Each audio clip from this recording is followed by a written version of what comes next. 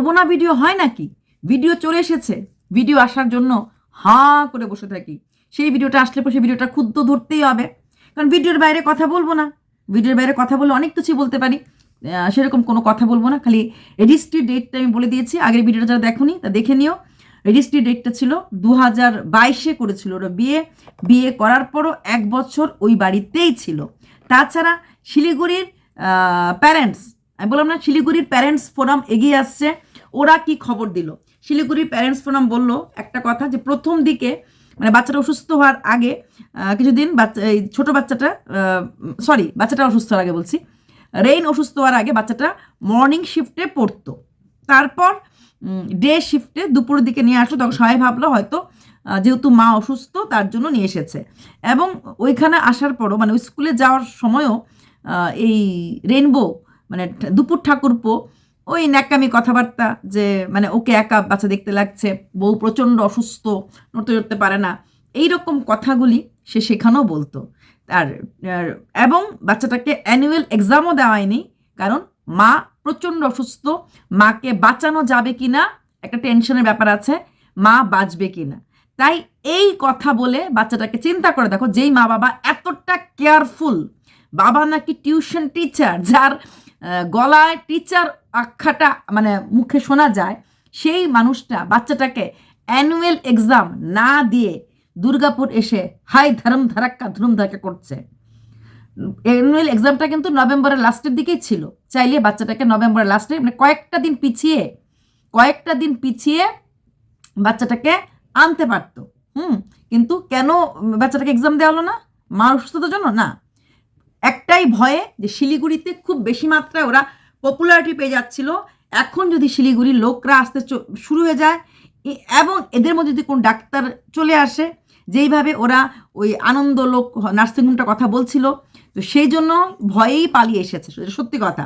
তাছাড়া আরেকটা তারা ছিল, ওই ডিসেম্বরে যত তাড়াতাড়ি আসবে তত তাড়াতাড়ি এই এই মতো সুন্দর বাড়ি সুন্দর ঘরটা পাবে, নিজেদের সুখের জন্য, আত্মসুখের জন্য বাচ্চাটাকে অ্যানুয়াল এক্সাম না দিয়ে মা বাবা নিয়ে চলে আসলো। এই না হলে মা বাবা, বাচ্চা যখন দেখে মা বাবা একে অপরকে সম্মান দেয়, সেই বাচ্চাটা সম্মান দিতে শিখে মা বাবাকে। বড় বড় জ্ঞানের বুলি শুধুমাত্র ভিডিওর জন্য, শুধুমাত্র ভিউয়ার্সের জন্য। বাচ্চার প্রতি কতটুকুন তারা কেয়ারফুল, বাচ্চাটাকে দেখাশোনার ভাতটা দেখলেই বোঝা যায়। আসার পর থেকে দিদার কাছে রেখে দিয়ে দিয়েছে। আবার বলছে দিদা নাতি ছাড়া থাকতেই পারে না, নাতিকে পেলে কিচ্ছু লাগে না। এটাও 1 নম্বরের মিথ্যা কথা, কারণ নাতিকে মা একা এই কলকাতাতে রাখতো, কলকাতাতেই থাকতো। এমনকি ওর ভিডিওগুলি দেখবে 23-এ যখন 2023-এ যখন এসেছিল, বারবার ওর মা থাকতে বলেছিল, ও থাকেনি, চলে গেছে কলকাতাতে। তখন কেউ থাকতো না, কারণ ওর বর ওকে কষ্ট দেয়, ওর বর থাকেই না। তারপরও কি এমন মজা কলকাতাতে ছিল যে এই বাড়িটাতে থাকতে চাইতো না। এমনকি সেদিন তোমরা নিজেরই দেখেছো, দাদার বার্থডেতে গিয়েও বাড়ি নিয়ে চলো। ওর জন্য কিন্তু বাপের বাড়িটা ইম্পর্টেন্ট না, ওর জন্য ওর বাড়িটা ইম্পর্টেন্ট। ও নিজে থাকবে নিজের বাড়িতে স্বাধীনভাবে, আরামভাবে, হ্যাঁ, সুন্দর ঘরে। বাচ্চাটাকে দিয়ে রাখবে এই ঠাম্মা দাদির কাছে, ঠাম্মাই না স্যার, বারবার ঠাম্মাই বলি, যেহেতু আমি ওই চোপার বাচ্চা ঠাম্মা বলি, এখানে ঠাম্মা বলে দাদু দিদার কাছে দিয়ে রাখবে। দাদু দিদার কাছে বাচ্চাটাকে কোনো সময় মানুষ করে নাই, কারণ যখন 5 মাসের বয়স ছিল তখনই বাচ্চাটাকে নিয়ে চলে যেত শ্বশুর বাড়িতে, এবং ওইখান থেকেও জোর জবরদস্তি কলকাতায় চলে, নিজেই বলেছে, আমি জানতাম না। 2023 31 মে ভিডিওতে নিজেই বলেছে জোর করেই কলকাতাতে চলে গেছিল, জেদ করে কলকাতাতে গেছিল। তাহলে দিদার প্রতি যদি ভরসা থাকতো যে আমার ছেলেকে আমার মা ভালো দেখভাল করে, তাহলে নিশ্চয়ই এইভাবে দিনের পর দিন অসুস্থতা সত্ত্বেও একা কলকাতায় পড়ে থাকতো না। দেওর তো দুর্গাপুরও ছিল, হ্যাঁ, দুর্গাপুরে দেওর থাকলেও একটা হেজিটেশন থাকলো হলে, কারণ আশেপাশে ভিড় ভক্কম ছিল, ঘরে তাকঝাক করার মতো লোক ছিল, শাশুড়ি ছিল, শ্বশুর ছিল, দেওরের মা বাবা ছিল, দেওরের বোন ছিল। কিন্তু কলকাতাতে খালি মাঠে গোলের পর গোল মারলেও টুক করার নাড়ার কোনো লোক ছিল না। তার জন্যই এই দুপুর ঠাকুরপুর জন্যই দুর্গাপুরে থাকতে চাইতো না, চলে যেত কলকাতাতে। সেই এখন বড় বড় কথা বলেছে কালকের ভিডিওটাতে, যে মার তো ছেলে মানে নাতি পেলে কিছু লাগে না, নাতি ছাড়া থাকতেই পারে না। আর যে সত্যিকারের এতটাই নাতিকে তার মা ভালোবাসতো, নাতি দিদাকে ভালোবাসতো, মরণাপন্ন মেয়ে এবং মেয়ের জামাই একা হাতে রান্না বান্না সংসার করছে, দেখলে অ্যাটলিস্ট ওই 2 মাস মা থেকে যেত। এমন প্রচুর মা আছে 6 থেকে 7 মাস, বিশেষ করে যারা ডেলিভারি হয়, এমনও মা আছে। আমি সেদিনই একটা নার্স হসপিটালের, বিশাল বড় হসপিটালের ভদ্রমহিলা ম্যামোগ্রাফি করেন, তো তার মা গত 1.5 বছর ধরে যেখানে আমি আছি সেখানে আছে, হাজব্যান্ড থাকে হায়দ্রাবাদে, সেটা বিশাল বড় অফিসার। তো মেয়ে চাকরি করছে, বাচ্চা ছোট, জন্মের পর থেকে 1.5 বছর হয়েছে, এখন সে মহিলা চলে যাবে হায়দ্রাবাদে, ওখানে একটা নার্সিং হোমে কন্ট্যাক্ট করেছে। তো গত 1.5 বছর ধরে মা বাড়ি ঘর ছেড়ে, কারণ মেয়ে চাকরি ছাড়বে না, বা ছাড়াটা তো প্রশ্ন না, তো ভালো চাকরি, মার বাড়ি কিন্তু ইসেতে ঋষিকেশে। কোথায় ঋষিকেশ, কোথায় এখানে, কোথায় মেয়ের শ্বশুর বাড়ি, তো হায়দ্রাবাদে। তো সেখানে শুধুমাত্র মেয়ের চাকরির জন্য মা 1.5 বছর উনিও নাতিকে পালার জন্য এখানে রয়ে গেছে। ওই ডাক্তার লেডি আমাকে নিজেই বলছিলেন, দেখো আমার জন্য আমার মা কষ্ট করছে, আমার বাবা, কারণ বাড়িতে আছে ওইখানে বাবা ভাই কষ্ট করছে, মানে একটা আমার চাকরির জন্য, এদিকে হাজব্যান্ড আছে হায়দ্রাবাদে, সবাই কষ্ট করছে শুধুমাত্র আমার একটা চাকরির জন্য। তাই আমি এটা ছেড়ে আমি ওইখানে একটু কম মানে গ্রেডে পাচ্ছে, তাও চলে যাচ্ছে। তো সেখানে দাঁড়িয়ে মাত্র 2টা মাস এই রেইনের মা থাকতে পারেনি, যেখানে তার বাড়িতে রান্না করার লোক আছে, যেখানে তার বাবা কর্মঠ। রেইন নিজেই বলেছে, মানে বৌদি নিজেই বলেছে যে ওর মা প্রায় অসুস্থ থাকতো, প্রায় হসপিটাল ভর্তি থাকতো, এবং বাবা একা হাতেই এই ছেলে মেয়ে স্ত্রী সবাইকে হ্যান্ডেল করেছে। তাহলে 2 মাস নিশ্চয়ই বাপ হ্যান্ডেল করতে পারতো, যেখানে রান্নার লোক আছে, বাকি যে টুকটাক ঘরের কাজ না হয় দরকার লাগলে বাপ আরেকটা লোক রেখে দিত। হ্যাঁ, তাও দিদা ভালোবাসার জন্য নাতিয়ে থাকতো এবং মেয়েরও দেখভাল করতো। অ্যাকচুয়ালি পরিবারের মধ্যে কোনোদিনই মিলমিশ ভালোবাসা ছিল না। এখন যেটা হচ্ছে ঘরের মধ্যে এসে পড়েছে, ঘরের সামনে এসে পড়েছে। তার থেকেও বড় কথা, যেহেতু সমাজ মেনে নিচ্ছে না, মা বাবা তো ফেলে দিতে পারে না, আর এমন মরণ রোগ, মানে মরে যাব বারবারই বলতো এই ভিডিওতে। 2024 অগাস্ট সেপ্টেম্বর ভিডিওগুলো দেখো, আমি মরে গেলে পরে যেন কেউ আর না আসে, আমি মরে গেলে পরে কেউ যেন আর খোঁজ না করে, এই কথাগুলি অনেকবার বলেছে। শুধু তাই না, এমন কথাও বলেছে 2023 আমার ছেলেকে বড় করার পেছনে কারোর কোনো রকম হাত নেই, আমি একা, এবং আমার ননদ আমাকে একটু সাহায্য করেছে। ননদের নামটাও বলেছে, দুর্গার নাম। হ্যাঁ, তো এটা বলেছে নিজের মুখের কথা, সেখানে একবারের জন্য বলেনি যে আমার মা আমার ছেলেকে বড় করতে সাহায্য করেছে। হ্যাঁ, জন্মের সময় প্রেগনেন্সির প্রথম 5 মাস ছিল, এটা সব মেয়েরাই থাকে, আহামরি কোনো কথা না। বাচ্চা ডেলিভারি হওয়ার পর 2-3 মাস সমস্ত বাঙালি মেয়েরাই থাকে, তখন ছিল। এছাড়া যে বাকি সময়টুকুন এই আদরি দিদা নাতিকে দেখেও নাই, রাখেও নাই। আর যদি রেখেও থাকে, তার নিজের মেয়ে অস্বীকার করেছে, শুধুমাত্র ননদের কথা বলেছে যে আমার পাশে শুধুমাত্র ননদকে পেয়েছি। 2023 ভিডিওতে পরিষ্কার বাংলা ভাষায় বলেছে। এবার আসছি আজকের ভিডিওতে, দেখলে তো ঠাকুরের ফুল তোলার সময় 3বার ভাবছে ফুলগুলি রেখে কি হবে, ফুলগুলো ঝরেই যাবে, গাছ ভর্তি ফুল। মানুষ যখন অসুস্থ থাকে তখন দুর্বল থাকে মনটা, তারপরও ঠাকুরকে ফুল দিতে ইতস্তত করছে, ফুল ঝরে যাবে তার জন্য ঠাকুরকে ফুল দিচ্ছে। অথচ ঘরে কিন্তু অন্য জায়গা থেকে ফুল কিনে এনে রেখেছি, ওকে রাখে না, আমরা ফুল কিনে রাখি, সেই ফুলগুলি দেওয়া, সেটা কিন্তু না। ফুল তো কেনা নাই, বা অন্যখান থেকে ফুল তুলেও রাখিনি, ঠাকুরের পায়ে নিজের গাছের ফুল দেবে সেটা নিয়েও ভাবছে। ঠাকুরকে কি ফুল ছাড়াই পুজো দিলে হলে? ঠাকুরকে ফুল ছাড়াই পুজো দিলে হলে? এবার ভেবে দেখো এই মেয়েটার মানসিকতাটা কি রকম মানসিকতা। মানুষ নোংরা হয়, কিস হাতটাক হয়, ওকে না দেখলে বোঝা যেত না।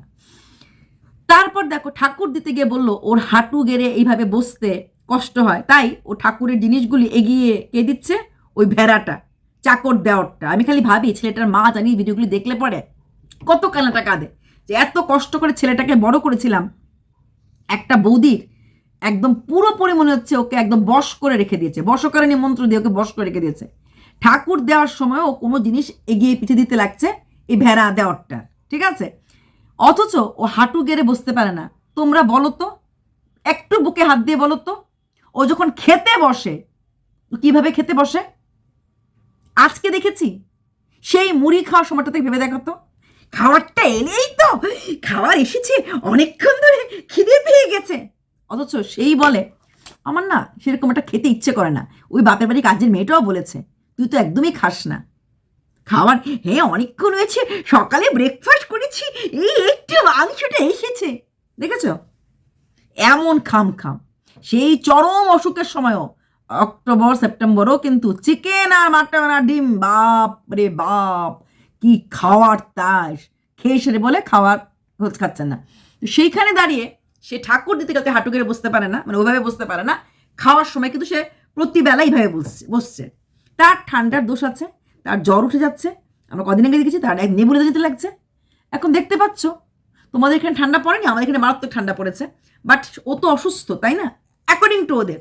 হ্যাঁ দেখো আমি কত 3টে পরে রেখেছি, এই দেখো এখানে একটা, ভেতরে ইনার, এটা দেখো কীরকম মোটা, এতটা মোটা, তার উপরে এটা।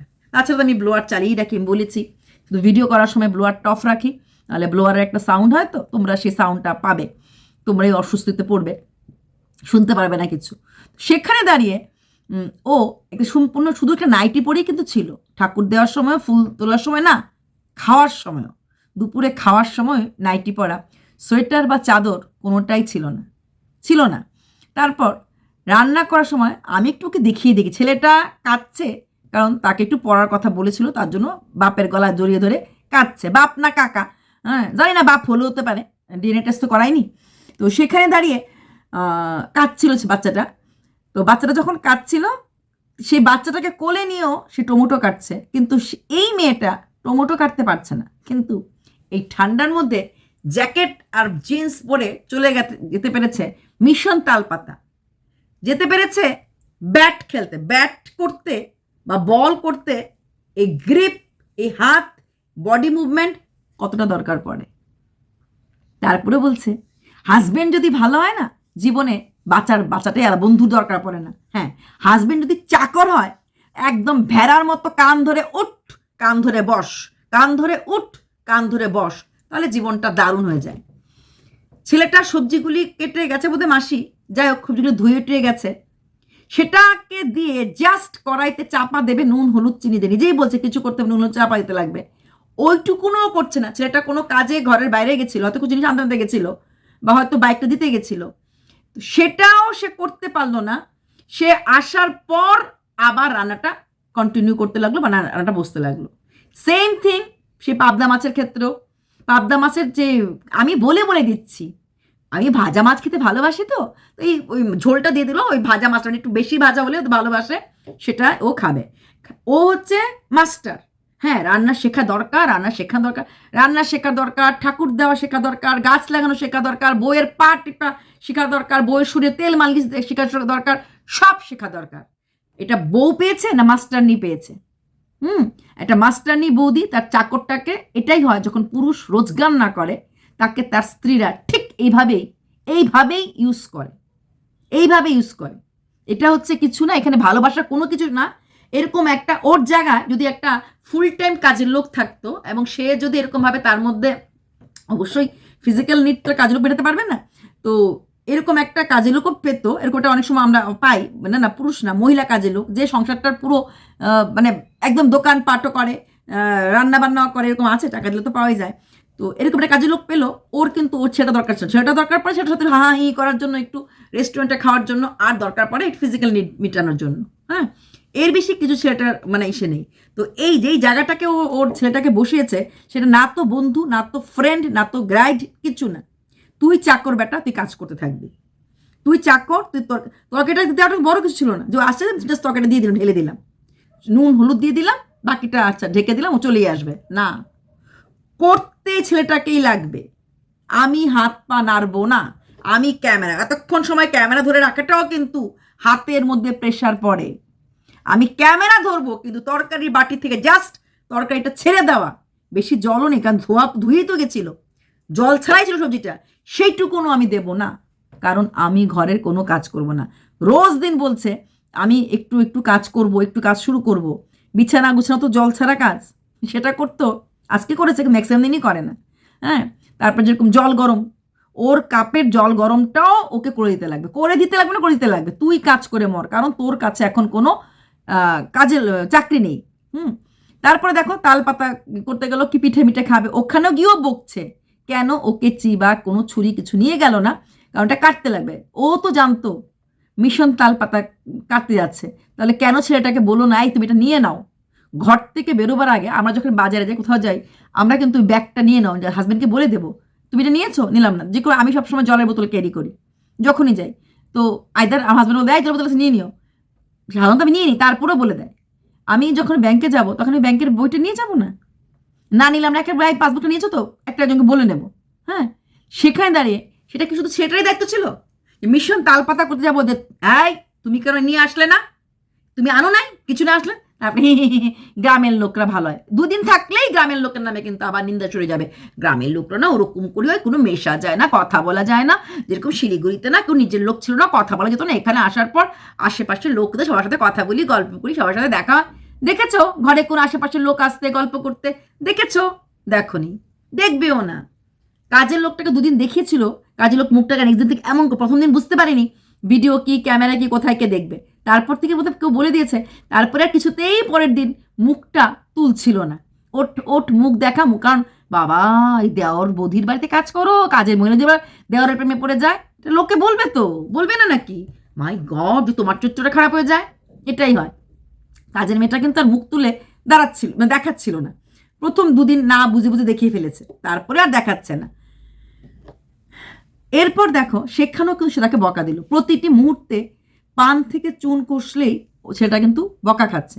তারপর সেটা ছুরি দিয়ে কাটে, নতুন কিছু জিনিস কিনেছে ছুরি দিয়ে কাটার জায়গাতে, ভালো ক্রপিং সিস্টেম, ওই বাঁধাকপিটা দেখে কাটবে, লাউটাও ভালো ওইটাতে কাটা যায় কাটার জন্য। মানে ও কিছুতেই সবজি কাটবে না, কাজের মাসি না আসলে যেটা কেটে সাহায্য করবে, জল না ধুলে তো কাটা যায়, বা সেটা ধুয়ে দিল, কেটে নিজে কেটে করতে পারবে, কিন্তু না, মানে তোকে সমস্ত কাজ করতে লাগবে, কারণ গত এত রোজগার আমি করেছি এত কয়েক মাসে, হ্যাঁ, প্লাস আমার বাপের ভাই আমাকে সাহায্য করছে, এখন তোকে পুরো কাজটাই করতে লাগবে। আমি এক গ্লাস জল ভরেও খাবো না। আমলকি খেতে পারে না বলে আমলকির জুস ওকে করে গেছে। আর তোমরা যে ভাবছো না, ও নর্মালি আমি দেখেছি সবসময় একটু গুজো হয়ে হাঁটে, একটু কুজো আর একটু সাইডে, এটা আমি আগেও লক্ষ্য করেছি।